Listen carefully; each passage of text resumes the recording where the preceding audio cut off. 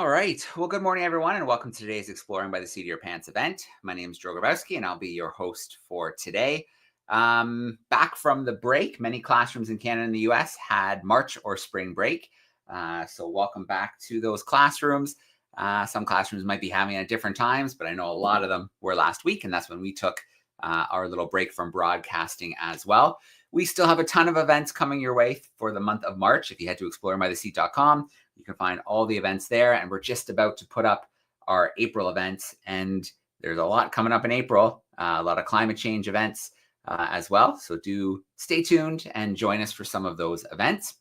So today's event, this has been a fun one because we've been following an expedition in Norway.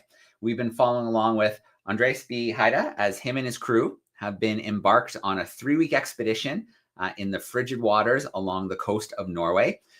We caught up with them roughly 3 weeks ago at the beginning of the expedition, and they had some absolutely incredible footage that just blew our minds. It's amazing the wildlife that they're able to document out there using gear like 360 cameras and remotely operated vehicles. And then they're bringing those stories back. They're bringing those stories back to us about the changing Arctic and the impact it's having on wildlife. And so they are on board an incredible vessel, the 37-foot sailing vessel Barba. And that is where we are going to head live today. And we're going to kind of catch up and see, we've kind of know what happened early on in the expedition. We're going to catch up a little bit and see what's happened later towards the end of the expedition. Let's get Andres in here with us right now. Hey, Andres, how are you? Good day, Joe. I'm fine, thank you. We've been sailing for 10 days straight, more or less. So starting to feel the pressure of skippering this boat. Yeah, 10 days, close quarters. I imagine lots of action. How has the last 10 days gone? No, it's been great. We had some fabulous sperm whale encounters up in northern Norway since last time we spoke. And then we've been going down the coast in quite some stormy weather, but that's part of the job. So I'll show you some footage from that in a bit in the presentation. All right, that sounds absolutely great. I'll ask you a few more questions as well about the expedition, but I think it's the most fun is just to get right into it. Take us into your world as a biologist, a ship's captain, expedition leader. Yeah, we love seeing what you get up to. Excellent. So I'll do a little presentation from a trip we did to Svalbard in 2023, and then I'll bring you up to speed on what we're doing now. And then I'll give you a tour of the boat, and then you can ask some questions. So I'll start by sharing my screen. All right, I see it loading up. And then, Andres, if you want to just hit at the bottom where it says hide, to hide the little bar at the bottom. Yeah, there we go. Yeah, perfect. Forget about that one. Yeah, looks good. Excellent. So Arctic Sands, a science and communications project from the sailing vessel Barba, which we're currently on. So we're sailing south down the Norwegian coast, and you can hear the engine in the background. So we're at work. So first up is a video from 2023. And it's 3 minutes.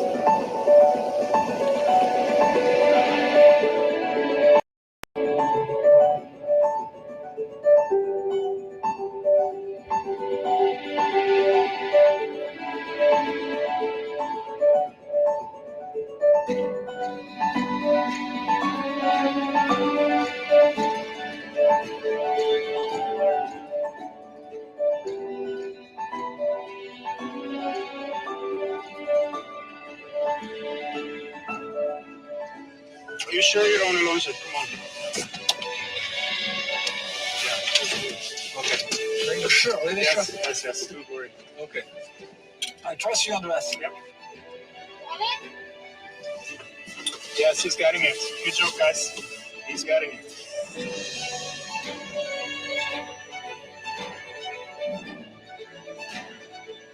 What are you looking at? I'm looking at a map of the polar bear concentration, and it looks a lot like where we are. Yeah, I don't know if that's a bad thing or a good thing. I think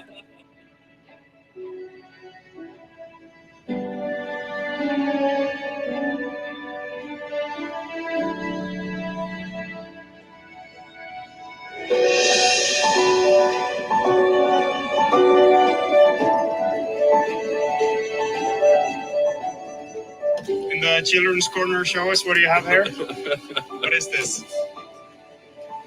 Okay.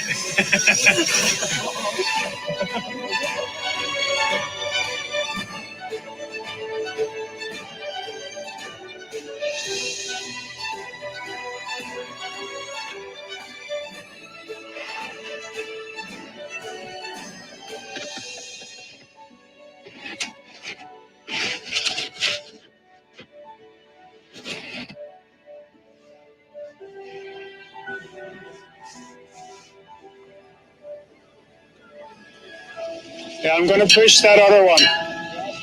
Yeah, I'll push it with the bow.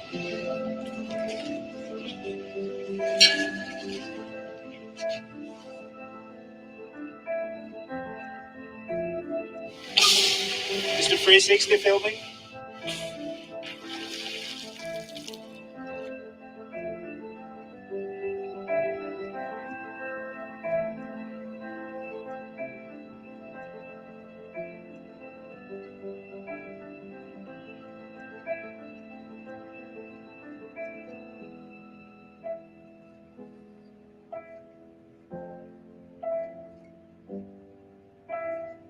You think of those polar bear pictures and the orcas? Pretty cool. All right, let's get a couple questions. What you've seen today, you can just go tell them about it, and they might get interested. They might learn a lot more. They might contribute into the field more significantly. So this was a little sneak peek into some of the things we do on this boat. As for myself, Andreas, I'm from Norway, and I'm an expedition sailor, a marine biologist, and also a diver. And I use these skill sets to run this storytelling platform, Barba, to help scientists and storytellers get out in the field and generate captivating content. So as for the boat, you'll be seeing that in detail in a bit. It's a 12-meter, 37-foot boat, and it has all sorts of equipment that helps us navigate up in the ice and at night in Arctic Norway.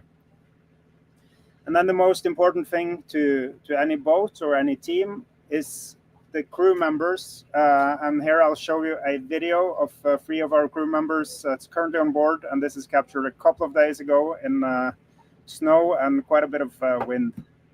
Let's see. Okay, we're gonna have to take in a bit on the halyard also. Yeah.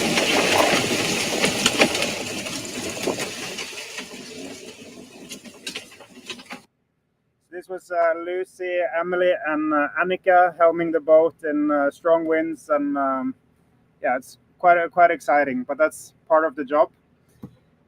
And this is an example of some of the sailing we have been doing. And the advantage with a sailing boat is that we have the sails, which allows us to cover great distance and with low fuel consumption. And we can go pretty much anywhere we want to go. We could sail to the US if we want to do, or Canada, Greenland, Svalbard. And it's a great sensation of freedom. It's also a very safe way to travel because you don't rely on the engine for propulsion. And also, it's a good way to do animal encounters. You're very at one with the elements when you're out sailing. This is an example of the trip we did in 2023. And as you can see, we cover great distances, the entire coast of Norway, and then further up north, all the way up to the pack ice around the North Pole, which you saw footage of a bit in the video. To do these things, we use a lot of advanced technologies. In this video, you see an underwater scooter where we've used a 360 camera to capture this photo.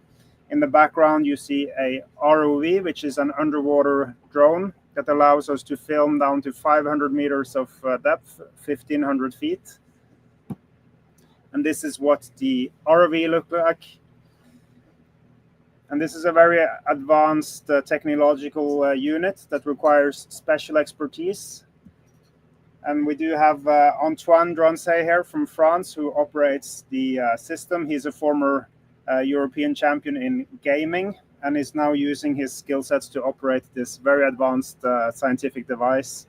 And he works with Disney, National Geographic, Disney, Netflix, and also Barba boat. So here we can see Antoine operating the ROV.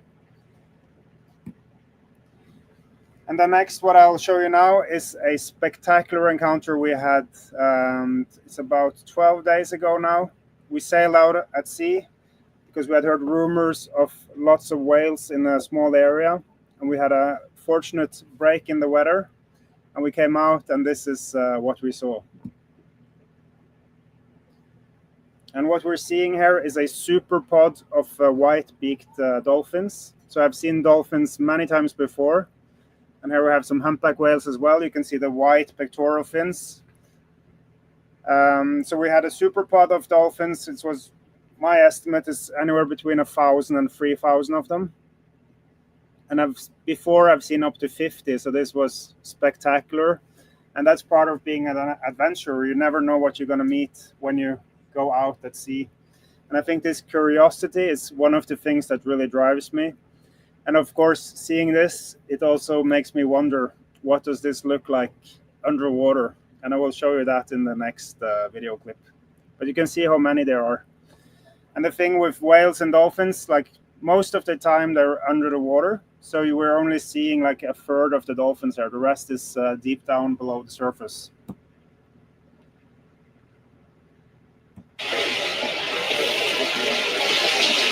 There's a humpback whale. And then lots of dolphins and lots of seagulls.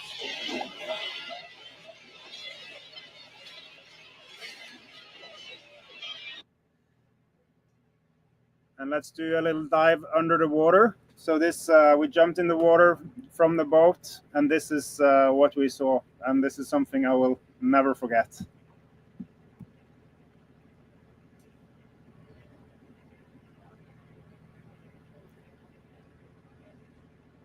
And this is also one of the reasons why I like to dive, because under the surface there is so much more to see.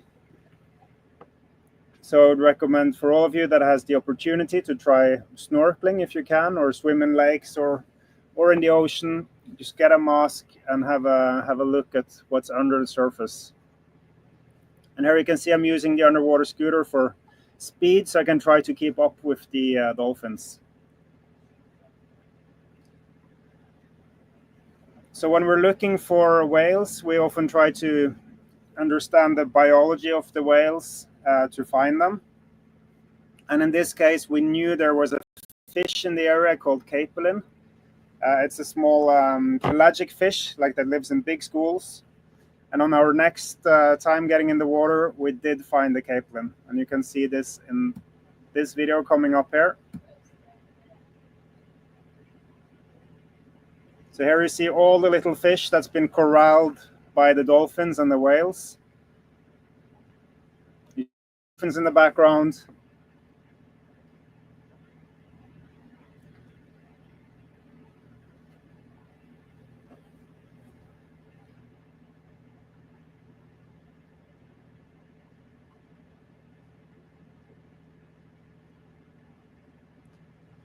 And what's exciting in these situations, sometimes you have humpback whales and fin whales coming into this big school of fish. So I'm always a bit worried when there's that much fish around.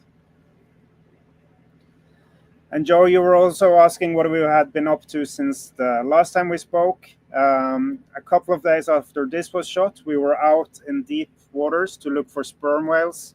The sperm whale is one of my favorite whales. It can dive to 2,000 meters, that's 6,000 feet, and it can hold its breath for more than 2 hours. And that's pretty amazing. So we go to this deep water outside a town called Andenes. We find the sperm whales, and we get in the water, and we capture it with a 360 camera. And here we have a short video of one of these encounters. So we start by sitting, in this case, I'm sitting on the stern of Barba in the dinghy. And when the crew tells me to go, I go for it. And of course, this is in open water, so I have to put a lot of trust in the crew to be able to do this job. And we had Annika at the helm at this very moment. So let's see what it looks like. Keep up the speed.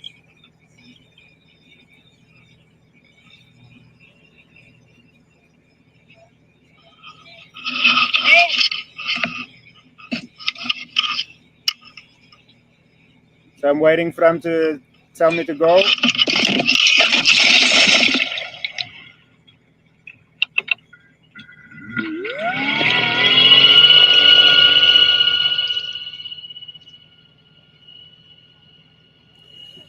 the sperm whales, they're typically not very curious. They're just doing their job. So if you want to catch a glimpse of them, you have to be fast in the water. And then sometimes you just get lucky and you see this. Let's see, here it is. So that's a sperm whale. And this is the size of a bus. And now it's diving into the water. And it's going to be down there for another hour or so before we get to see it again.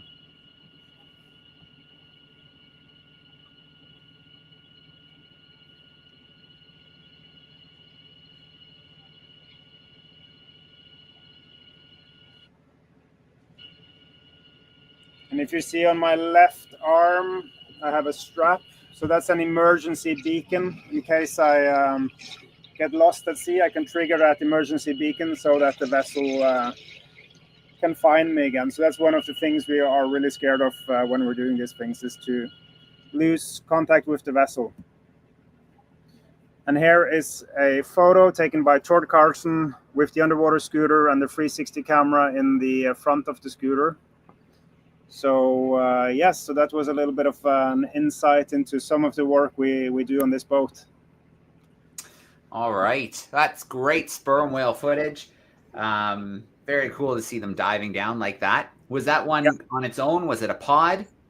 No, so it's interestingly, we only have male sperm whales up here in the north, and they are solitary, but you often find them in the same area, but they are operating on their own.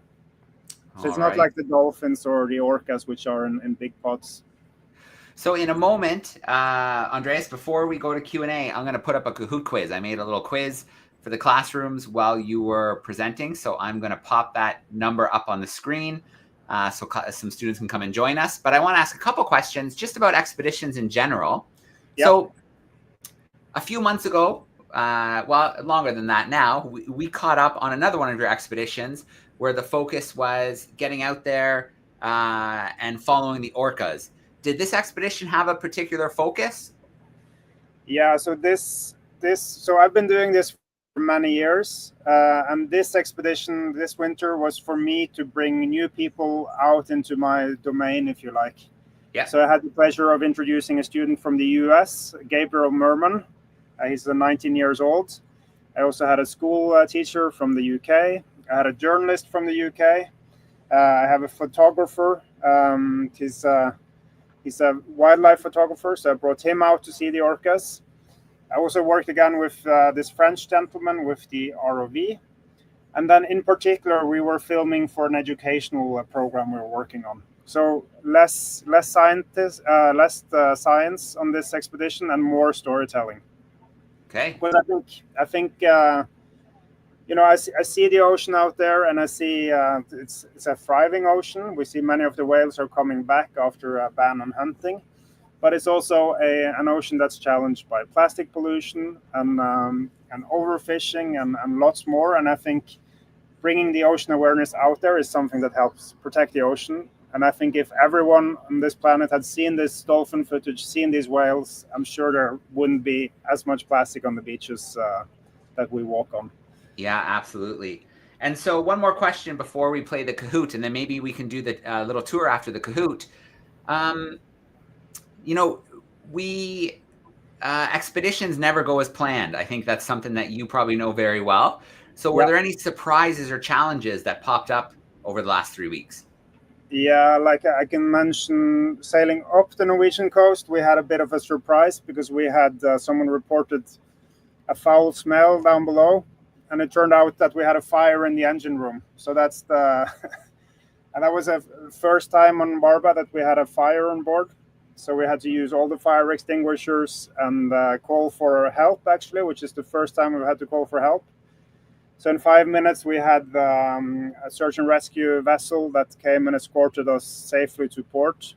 So we had to spend the next 2 days scrubbing down the boat and washing everything and fixing the engine before we could get going. So that's one of the things that happened. And of course, being out at sea, you're also at the mercy of the weather gods. And sometimes you have bad weather coming in and you have to deal with it. So, yeah. Yeah. All right. Very cool. Well, let me share my screen. Let's play some Kahoot, and then let's let's take a look at the Barba after that. So this should load for our classrooms. You need to go to kahoot.it, and then it is going to ask you for a PIN number. Today's PIN is 87141. Now, there's a variety of ways you can have something at your desk. You could join that way. If not, your teacher could pop this up at the front of the room. You could shout out your answers to him or her. If you're at home, we often have home students hanging out with us. You can scan that QR code and it will bring you in. If you can't join with technology, don't worry. You can still play along and see how you do. No worries at all. I see we've got the prairie bear, the Arctic chicken, the awesome bobcat, the amazing penguin. No penguins up in the Arctic. But we've got some very, very cool animal names being generated here. I'll give maybe another 30 seconds to get a couple more groups in here. And then we'll play some Kahoot. There's a little multiple choice. There's a little true and false. The quicker you put in the right answer, the more points you're going to get. And then, yeah, we'll see what happens on our podium at the end. So I think we might be ready to go. All right, I'm going to get this Kahoot started. All right, counting us in. 3, 2, and 1. First question coming your way, a nice easy warm-up. Where is Andreas and his crew? Are they in Sweden? Are they in Norway? Are they in Canada?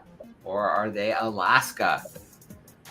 So all regions that border the Arctic, but where is... Oh, that was fast. They are in Norway. Good job, crew. So that's usually 20 seconds, but when the answers come in that fast, it just ends the question. Very cool. Okay, let's go to our next question after our leaderboard, the majestic mouse in that top spot.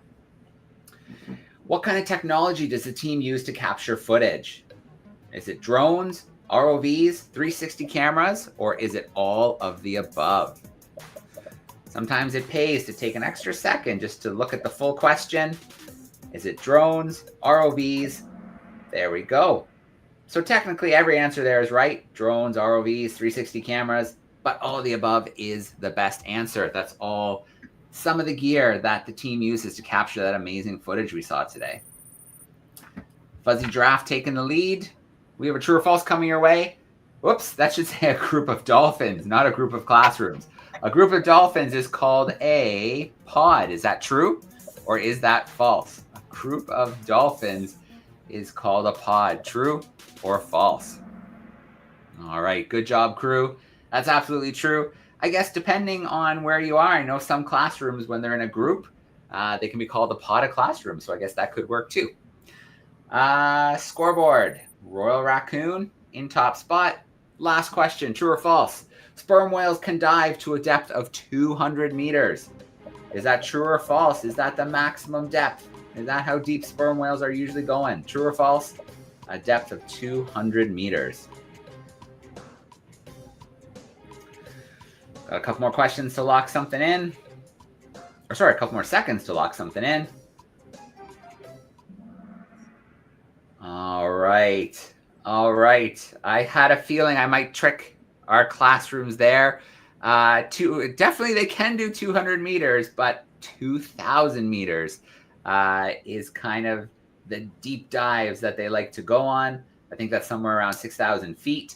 So you're not wrong technically. They can do 200 meters, but I was looking for 2,000 as that answer there. But let's take a look at our podium. In third place, we've got the prairie koala. In second place, the quick leopard. And holding down that top spot today, the royal raccoon, holding on for that last question. All right, very cool. Thanks for playing along. I'm going to come back from that screen share. We'll turn off the music. And what do you think? Can we have a little look at the Barba today? Yeah, I think so, Joe. But that was a tricky sperm whale question, I must say. But it was. Okay. I had a feeling I would get a few. I didn't know I'd get everybody. So yeah. So let me show you the boat. We can start in the bow. So this is where actually I sleep in the bow here, and there's a lot of gear and not so much space. Moving on to the saloon. So this is the nav station. So here we have a map with radar, all sorts of buttons to operate the boat. Here's the saloon. And here we have John, who's currently working. He's a cinematographer. So he has lots of cool little toys. Here's an FPV drone. As for my tools, here is the underwater scooter that you saw in the video that we use, or I use it to propel myself underwater. This is the bathroom where there is also a shower. It's quite small, as you can see, but a small bathroom is an advantage on a boat because when you move around, you're able to lock yourself in. Next, this is the galley or the kitchen. We call it a galley on a sailboat. So here we have a gas stove, a fridge, sink with fresh water. This is where the crew sleeps. So there's 2 beds in here. Similarly, 2 beds here. I can show you the engine. Right now we don't have any wind, so then we are on engine.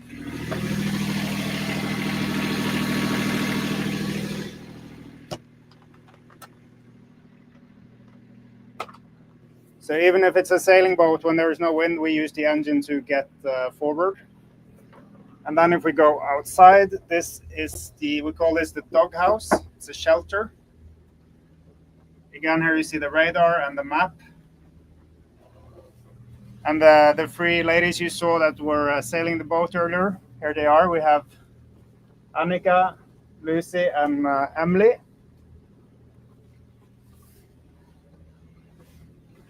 I can show you. So here we are in a Norwegian fjord.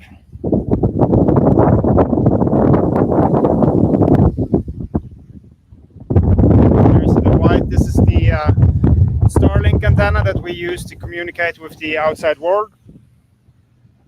See this windmill in the back that generates electricity.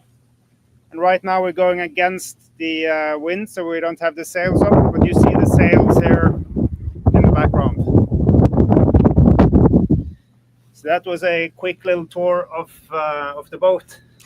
All right. It's a beautiful boat, and that scenery is amazing. Yeah, it's not bad. Good office view, isn't it? Yeah, definitely. Definitely. Very cool. Well, I say we get into some Q&A action. I'm going to bring in a classroom with us in a moment, but I've got a question here on YouTube to start. Sawyer is wondering how many drones you have on board. Right now we have 3 drones on the boat. Yeah. And is there a reason why there's a few different ones, or some better in the we have, so John is going to bring out. So this is called like an FPV drone that can really like fly fast and between rocks and like dive down a cliff. And then we also have, this is a more traditional drone for cinematography. So this is a bus, if you like, and this is a sports car, and we use them for different purposes. Cool. So maybe John, could you send me one of the videos from today with the FPV drone? So maybe we can show a video with the FPV drone that we did today, actually. Yeah, that sounds great. Well, we wait to see if that'll work out. Why don't I grab a few more questions? Yep. Okay, so we're gonna, let me make sure I get the class right here. Joining us from Ohio, I've got Miss Swangstew's crew hanging out with us. I'm going to bring them in here. Hey everyone, how we doing? Okay. All right, go ahead, Brooklyn. What made you want to do this job? That's a very good question. I think to me, it's something I just has evolved over time. But what I love about this job is the excitement and the curiosity to go out in nature and see all these fascinating animals. It's also to get to meet so many great people from around the world that shares this passion. And then I think it's nice to do something for the planet in the process. So do something good with your lives, but also having fun at the same time.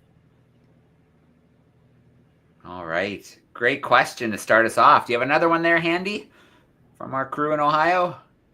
Looks like I see lots of boards with questions. Let's work a few in here before I go back to YouTube. Okay, can you read it? Go ahead and read it. Come on, go ahead. What species have you found in the ocean? Oh, that's a lot of species. Like in the ocean, you have thousands of species, so it's hard to name all of them. But speaking of whales, I have found orcas, beluga whales, fin whales, minke whales, sperm whales, lots of dolphins. And probably more whales as well. Yeah, humpback whales as well, of course. Blue whales. So there is a lot of fascinating creatures in the ocean. Very cool. Go ahead, say it. How did you meet your crew?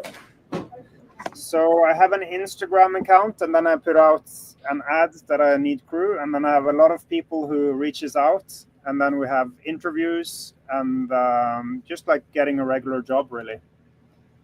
And I'm really proud of my crew. It's great people from all around the world, and they have different skill sets, but they're all really good at something. So John, for instance, he's a good sailor, but he's an excellent videographer and cinematographer.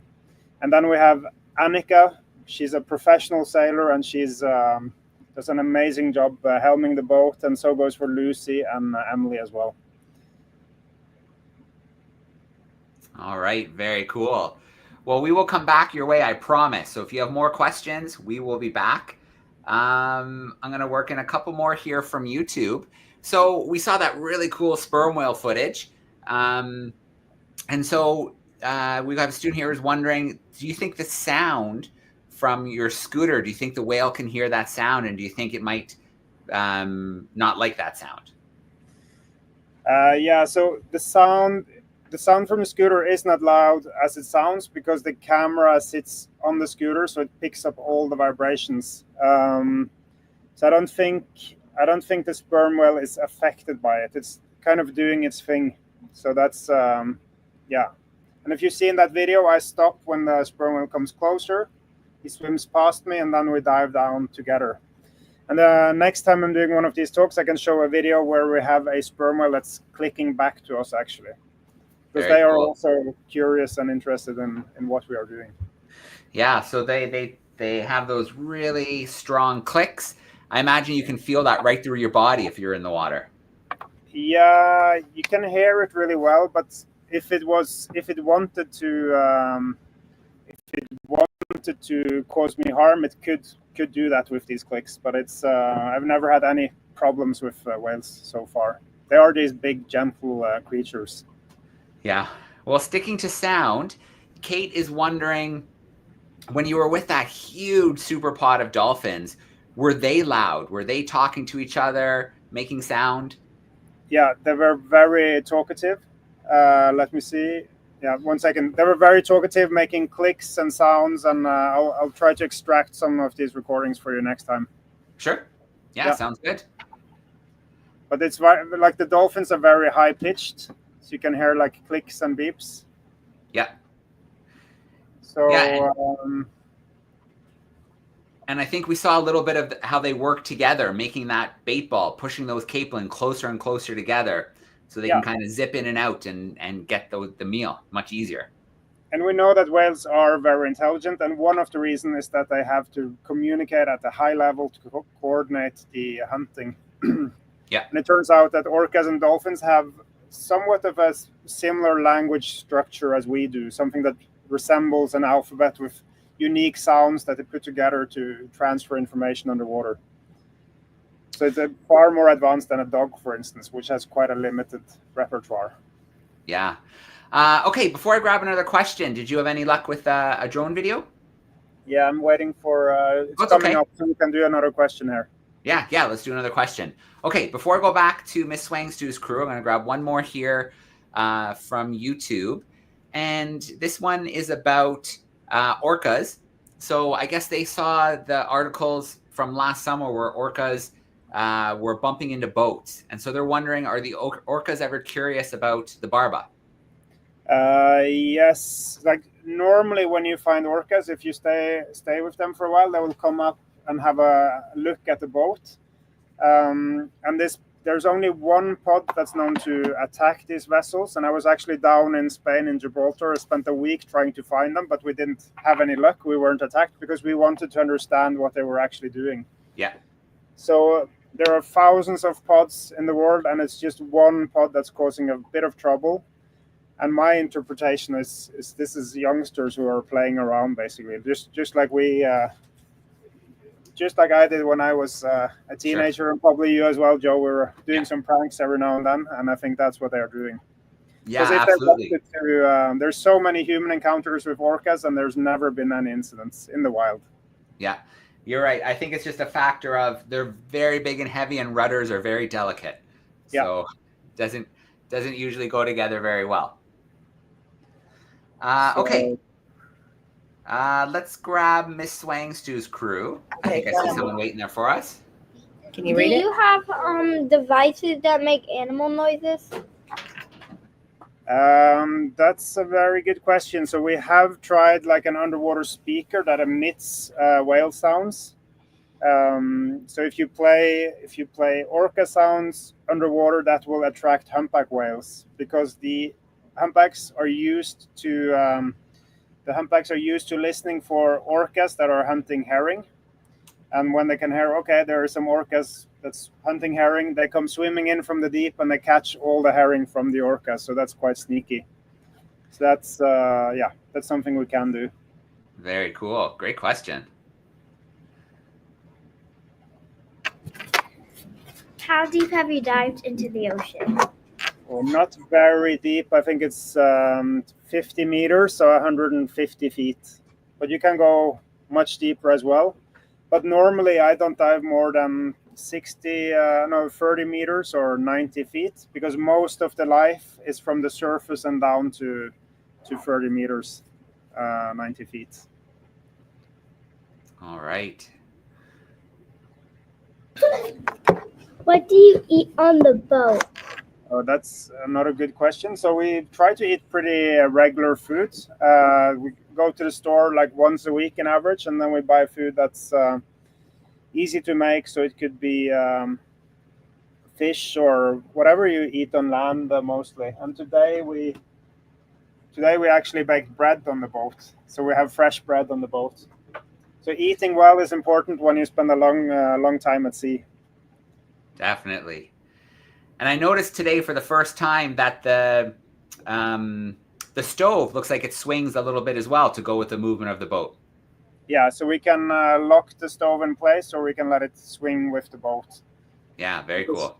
Sometimes we're really leaning on the side and people are falling around. So one time I had a person fall from the kitchen and into the bathroom while cooking because of a big wave that come and lifted the boat. That doesn't happen often, but it happens. Very cool. All right. We'll see if we can visit our Ohio crew one more time, but I think you might have a video ready for us. Yeah, I can show. This is just a quick little sneak peek here. Sure. So are you seeing my screen now? Yep. Perfect. So John captured this. So this is the FPV drone, the small sports car, if you like.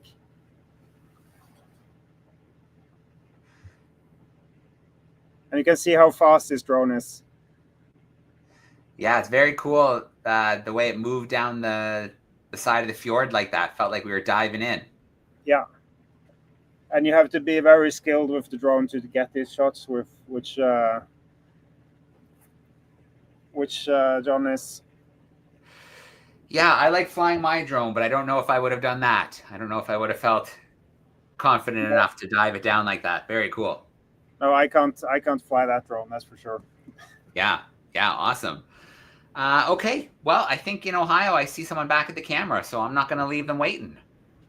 Ready? What is the most fascinating thing you saw? I think the dolphin footage you saw was one of the most fascinating things, like seeing over 1,000 dolphins. And underwater, you can, in some of the footage, you can count 100 dolphins at once. And then I've had similar encounters with orcas as well. And seeing 10 blue whales in a couple of hours was also very special because the blue whale was almost extinct due to hunting. And then I've got to meet the maybe you've heard of this beluga whale named Valdimir. It's a white whale. You can see if I can pull up a photo. Next time I can show a photo of Valdimir, which is a white beluga whale that I got to meet as well. Cool. What was I going to say about there's something I wanted to add about that, but I just lost it. Okay, maybe it'll come back to me. What do you think? Do we have another maybe one or two there from our group in Ohio? Perfect. All right, go ahead. How many sperm whales have you found? It's like we found maybe 10 sperm whales last time we were out. But in my lifetime, I've found like hundreds of them. All right, we'll grab one more. One more. Okay, go ahead and ask. How many have you ever encountered a natural disaster on this? Yeah, nothing severe, but we had once in the Faroe Islands, we had like a storm surge come in. It was like a wave that just filled the entire harbor. And it had never happened before in the history of the Faroe Islands. And there was one boat that sunk at the dock. So it was a small mini tsunami, local mini tsunami that came into the harbor of the capital of Faroe Islands. And no one's seen it before, and it's no one knows what really happened that day. All right. Well, before we wrap up, I do want to give a shout out to our group in Oregon, Ohio. Thanks for those great questions. Those were awesome. And thanks for playing Kahoot. I saw a lot of you on your computers. Very cool.